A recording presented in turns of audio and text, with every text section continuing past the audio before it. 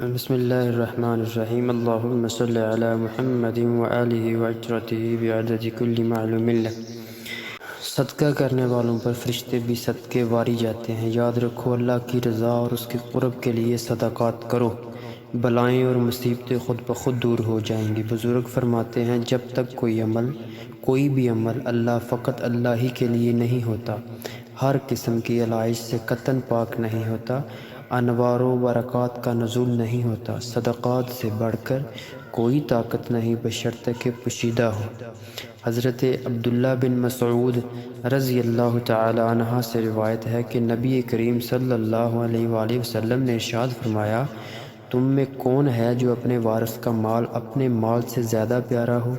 صحابہ کرام رضوان اللہ اجمعین نے عرض کیا، یا رسول اللہ، ہم میں کوئی ایسا نہیں جسے اپنا مال زیادہ پیارا نہ ہو۔